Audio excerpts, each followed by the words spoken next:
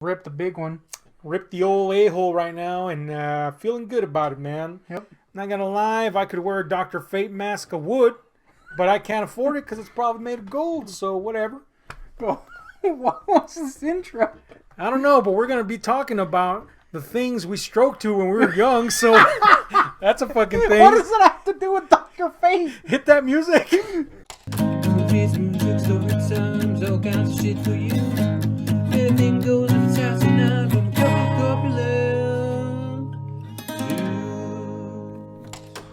Alright, man, we all stroked our little dinglings when we were young. Let's just admit it here, folks. If any fucking dude stroked it during the theme song. it was a quick stroke and it worked. Kind of dirtied your keyboard, but that's fine. The point is, any dude ever tells you, ladies, or just guys in general, people, denizens of the world, if any dude tells you they haven't stroked their little dingling, go ahead and call bullshit on that, because everybody stroked their little dingling at least once. Oh, yeah. And, you know, the only exception might be your dingling is so small that you can't stroke it. Or you ain't got one. Even then, there's some tweezers. Yeah, I guess if you don't got one, then you're screwed. Yeah. Although I did see this video once where this dude had a tiny-ass dingling. I'm talking like micro penis, dude. Why? Like, it was tiny, dude. Okay. And he still stroked it, so I was like, damn. So How? there's no excuses for not stroking that thing. Anyway, don't ask why I saw that video, but I did. Very weird. Did you stroke it to that? No, thankfully not. If I did, I would have long stroked him by. I don't even have a long one, but compared to him, I'm fucking You're donkey. Like BBC. Man, shit. Anyway, little dinglings is what we're talking about and stroking them.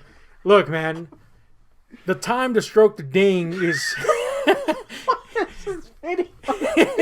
is at its most prominent when you're a teenager, man. Oh, yeah. You know, that's when your hormones kick in, and all of a sudden, you know, you look at it. You could be at the rental place, because back then there was rental places, and you'd be like, man, look at this here cover. I'm going to go stroke it to it with my memory of putting my spank bank and go stroke to it. And this cover sucks, and this movie sucks. That's just the weird, crazy thing about hormones, man. So we're going to talk about the things that most memorably we stroked to when we were kids. What the hell? What do you remember the first thing you stroked to? No, honestly, I don't remember the first thing I stroked to. But I'll give you one that I know was among the first. Mm-hmm. I know I've talked about it before, but it's Dorothy. The fence scene. I wore that baby out one time. I was seeing a Wizard of Oz with my mom. And the worn out part played, and I was like, ooh. I knew in my mind it was because of all them strokings. Yeah, you know man. What I mean? I'm not going to lie, man. When I was a kid, the fence scene with Dorothy and the Wizard of Oz was a thing for me, too. Stroking. You may have even had my old copy and been like, what's up with this wear spot? And then later realized, I realized now why. But yeah, I get you. That was one for me, too. I do remember the first thing I ever stroked to. Oh, shit. Well, E.T.? Yeah, the wrinkly old brown ass. Anyway, no, the first, specifically, I don't remember specifically what it was. But I do remember the circumstances around it. I was at a barbershop that used to be in the town over. And, you know, small town. Under the smock, you were... No. Imagine? Shit. What am I, a priest? Anyway, I was in, you know, the waiting areas. They have the fucking mags and shit. And they had one of those rags, you know, like people or something. Oh, yeah, you mentioned this. Yeah, and they had one which I think was a Baywatch picture. Because I remember a red bikini, like a single piece. I don't know who or if it even was Baywatch, but it definitely was a red bikini. And that was the first time in my life I remember going, that is a thing that for some reason attracts me. I didn't understand. I didn't get what the fuck. Was the dingling in play? Yeah, there was definitely some blood rushing down there, and I was like, I need to have this picture, so I cut it out. Discreetly. Did you put it in your creepy killer book? I did, man. It's still there. No, I cut it out, man. You know, like you do when you're at a place where you don't have scissors. You do the discreet fold, and then you moisten it. So I put it in my pants, and I'm getting my hair cut, and some dick that clearly saw me do it goes, hey, what happened to this picture? Who took the picture? No. First of all, 36 or something year old man. What the fuck? Gives a shit. Clearly you saw me take the picture. Do you really want to have to make a scene? So they make this big ass stink. Right? And the guy clearly indicates me as the perpetrator, which my mom and grandmother defended me for. God bless their souls. And thankfully nobody searched my pantaloons because it was there in my pants pocket, right? In fact, the dude said, search his fucking pants. What? And of course, mom was like not having that, right? So anyway, I get home and I stick my little, stolen, possibly Baywatch picture in between the mattress and the box spring. And there it remained for a few weeks. And every now and then I'd look at it. And eventually, I don't even know how, dude. Is this just a thing that people do? They just realize I got to stroke it? Yeah, I guess. Because I didn't have friends that were like, hey, have you ever stroked it or nothing like that? That is kind of how it happened with me. Yeah. I was like, this is hot. And then suddenly Suddenly the sound of flesh.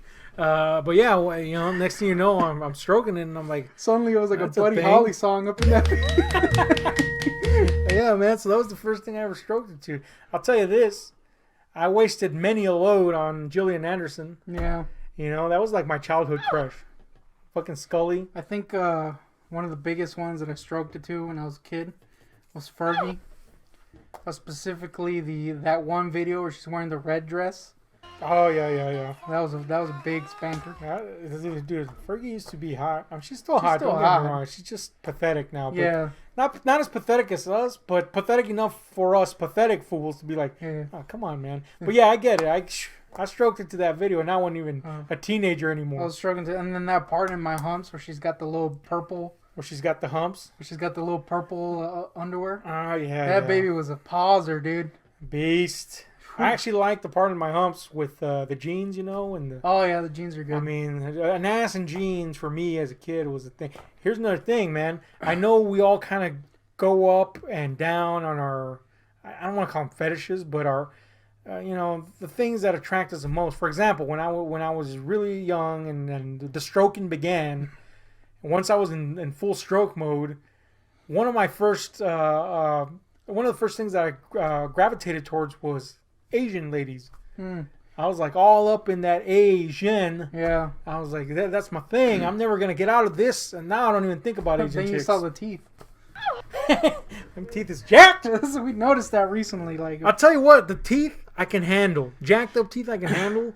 It's the pubes, man. What the fuck is with them it's pubes, like yo? It's like a thing in freaking Asia. I was gonna say in the like Japanese pornos when they got like, what's up with this bush, dude? It's not the 70s. Yeah, Shave that shit. Fine, you got a big bush, that's fine. But it's not like kept well. It's like, it's the hair like so straight that you're like, damn, man, cut that cactus. you got a freaking mane all up in that piece. Anyway, I thought I was never gonna get out of my Asian stage, but I did. And I've never been a boob man, so boobs never did a thing for me. I bet that's kind of been a recent thing for me. I was never into the boobs. I was into the dingalings, but not the boobs. Recently, I've been kind of getting into the teats, and I've also kind of been getting into the Asians. I'm not gonna lie. But we're talking teenagers here, teenage teenagers. year. So what in your teenage years is what I'll tell you. attracted I'll you? tell you one thing. I knew someone at school who looked like freaking Willow from Buffy. I thought you were gonna say Willow from Will Smith. Yeah, no, Willow from Warwick Davis. So I had a midget thing for a long time. I stroked it to the leprechaun night and day. Yeah, dude, Allison Hannigan. She looked like her, so I kind of had a thing, and I would try to find people that looked like that. Unfortunately, the relationship with that person didn't go well, so now it's kind of burned forever. So now you hate Willow? No, I still stroke it, but it's one of those things where like, oh, there was a porn star that looked an awful lot like that. Damn. I wish I would have known that back then. Oh, I knew. There's also there was this porn star called, I was still a teenager when Buffy started, so I guess it counts. Yeah. Because I definitely stroked it to Buffy and crew, Yeah, Angel especially. Angel. Hey, dude, Spike? Yeah. I want him to spike my a-hole. It's dealing. My penis is a spike for Spike. Yeah. No, yeah. I want to be staked right in my B. The ladies of Buffy definitely, got the old hand going. But I love the show. Don't get me wrong. It's not. I'm not trying to Got the old bring hand. them down, but they're beautiful as well. So, there was also this porn star that I eventually discovered. She's a European porn star called Cynthia Fox. She retired long ago, but she looked fucking like a ton like Buffy. So that was a thing for me for a while. I even bought European porno DVDs. I still have a few actually with her in it, just because she looked like Buffy. Imported those babies? Well, no, somebody imported them. I'll tell you what's one of the weirder ones. Univision back in the day. Okay, we gotta set this up because this is true for both of us. I feel. Oh yeah. Not even Univision, Univision, Telemundo, any Mexican station, even fucking South American stations, you're gonna get tons of tits and ass. Oh yeah. Not anymore. Not anymore, unfortunately. R.I.P. But back in the day, even now, some still have it. Some, yeah. Like there's some shows that are like in Mexico or Mexican American. Mexicans don't give a shit, dude. That it's just chicks dancing to bullshit music, and they're like very scantily. They might as well be naked. And occasionally a guy in a mascot suit comes in and does this. And a midget. There's always a midget. And we literally watched a show like last year that was just an hour of people dancing, and a freaking duck came out at one point. Yeah.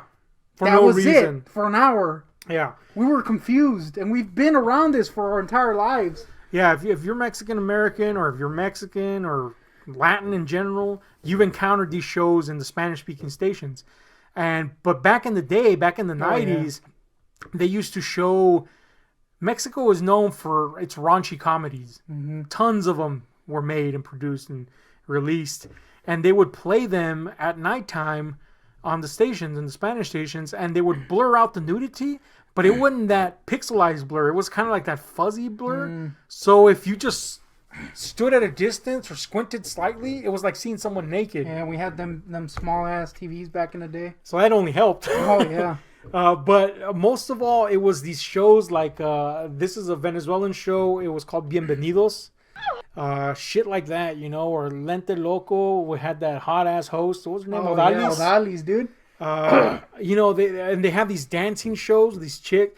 Dude, if you were a Mexican kid, you had whack material 24/7. I remember this one time there was a show called Caliente, which you thought was Control, but no, Control was a different show. But Caliente, there was this one chick in that who it was like the least stereotypically hot chick ever. It was kind of my bag back then, though, the kind of ugly looking chick. Mm-hmm. But there was this one chick, and I guess they would tape like 10,000 of them in a row. Right. She kept showing up. It was so weird. It was one of those where I would time my strokes. So like when she would come on, I'd be like, and then like stop for the whole time, and then. Wait, what would she? Where would she come up? Why would she come up? Just like the camera. Yeah, it was just like people dancing on the beach. And then they would like show her. They would like cut to her, and then I'd be like, God damn it, this camera guy barely shows this hoe. I want to stroke my little ding-a-ling. Yeah. Meanwhile, an insane amount of reggaeton was playing, and I was like, stop, I just want to stroke. This baby would show like at 2 a.m. too, so I would stay up to stroke. One time, I was stroking on a Saturday. I like how you remember the day. Oh, trust me, you'll remember the day too. Oh, God. One time, I was stroking on a Saturday, and you walked in. And I was stroking it to Control. I don't even remember. Oh, wait. I do. To Caliente. Let's say it was Caliente, but you thought it was Control. And I tried to play it off like, I wasn't stroking. Let's play some Mario. And you were like, hands down below to control the show. Oh, my God. I had totally forgotten about that shit, man. Oh, totally caught you, man. Yep. Yeah, I got caught once. I got caught by my mom. Oh, yeah. I don't know how much she saw, but I was, full disclosure here, I was stroking to Gillian Anderson, a.k.a. Scully. Mm-hmm. And so that was weird. But I don't think anything was seen, but it's obvious when it happens. Oh, yeah. But I definitely, man, I totally forgotten that shit. I did catch your ass. It's hilarious. Man. Memories. Anyway, but it was Caliente. But you mentioned the other show, Control, which was kind of like a show for teens. And it was kind of like a little news show for teens. They'd visit places and talk about them. And they had a host in its first season called Maria Jose. And she was like my crush, my secret crush, And years later, when I was locked up, I would watch NCIS, not because it's a good show, because it was just something comfortable to watch. And I was like, man, this chick is super hot. And it was the same chick. And I was like, I felt justified in my strokings because when she was, in Control, she was just kind of like this frizzy-haired, she was pretty, but she wasn't great. So I felt kind of like a dumbass. Yeah. And then there I was like, hell yeah. This chick is like... top notch. Yeah, there was Anyway, a I'm an host. idiot. There was big time. There was a host later on in that show that is now part of Despierta America. Mm-hmm. That I stroked to several times. Yeah, but it was the show that it was before Control, before my stroke sessions, so or before Caliente, sorry, for my stroke sessions. So I was kind of like winding up, and she was what I would wind up to. That's weird. Hands down below to control the show. So maybe that's where you walked in. You walked in on the Control section. I hadn't gone to the Caliente section. You were working up. Yeah, I was like, oh man. Jennifer Tilly was a big one too. Jennifer Tilly, yeah. That's still a stroker though right now. Yeah, she's still a hottie, man. Well, here's one. Here's an obscure one even for Mexicans like us. It was this show that I discovered, in the peak hours of the night, and it was called Las Ratitas. Damn it! Y ratones. No, Las Gatitas y Ratones de Porcel. The kittens and mice of Porcel. And it was this fat lard of a host. Probably should slot in a picture of him right here. Oh yeah. And this fucking moron would tell these raunchy jokes and dress and drag and then do all these crappy skits, but it was all worth it because they were horribly unfunny. Oh yeah. It was all worth it for these basically like strip session dance sequences with the gatita of the week, the kitty of the week. And sometimes they were like super 70s, like Adrienne Barbeau hair, and like the hideous face. Stretched out tits. But sometimes they were like hotties, and they were doing these little kitty dances. And I'm surprised I'm not a fucking furry because of that shit. Because I was like, I associated stroking with cats for a while there. I'll give you a weird one. Uh-huh. When you gifted me as a child, porno. I'm just kidding. When you gifted me as a child. The Batman, The Long Halloween. Catwoman? I stroked it to the Catwoman, even though it's not a great outfit, the one in that one. Yeah. Yeah, that was one of those.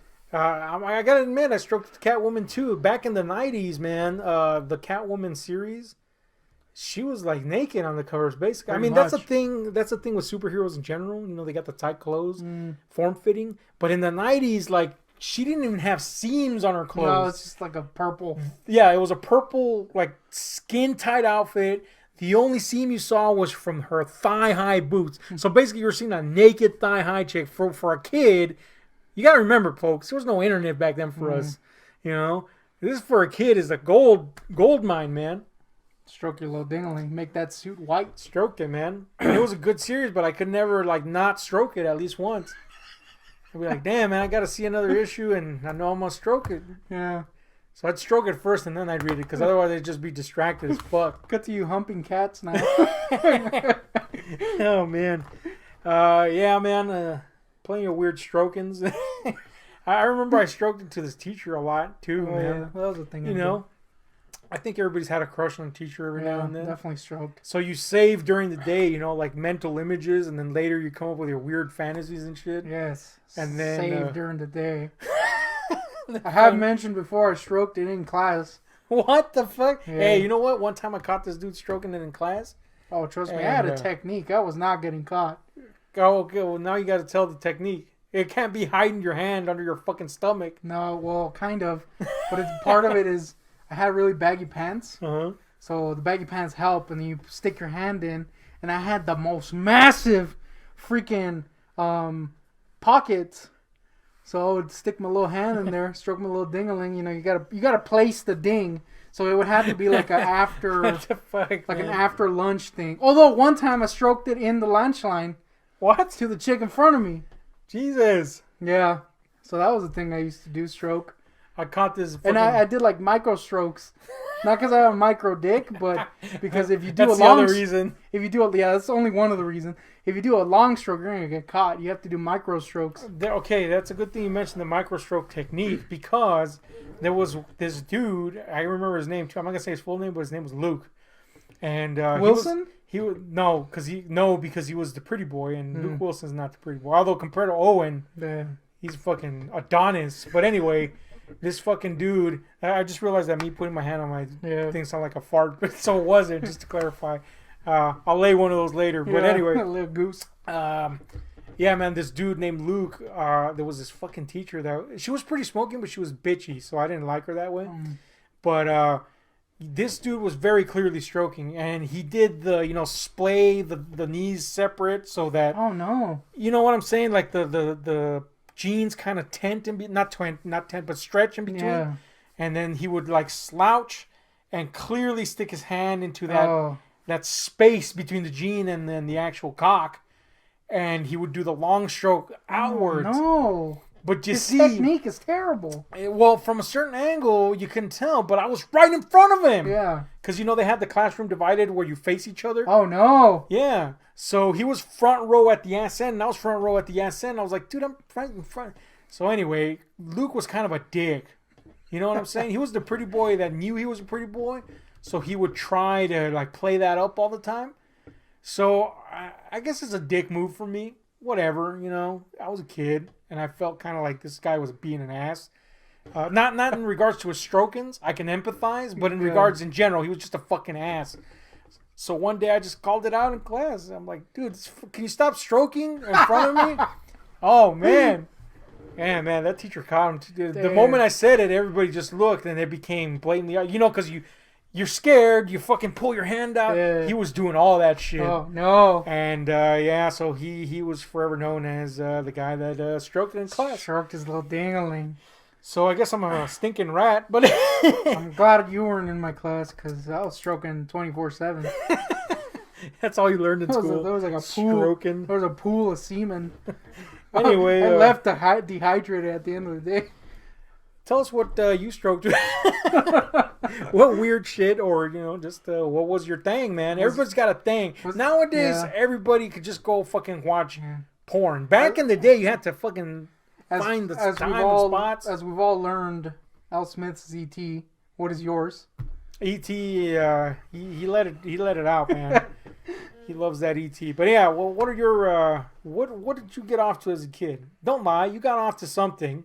What was it, man?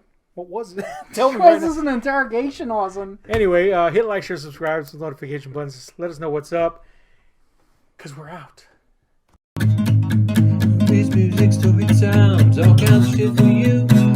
Anything goes inside the night, for a couple of corpulent dudes. Bass music, story times, all kinds of shit for you.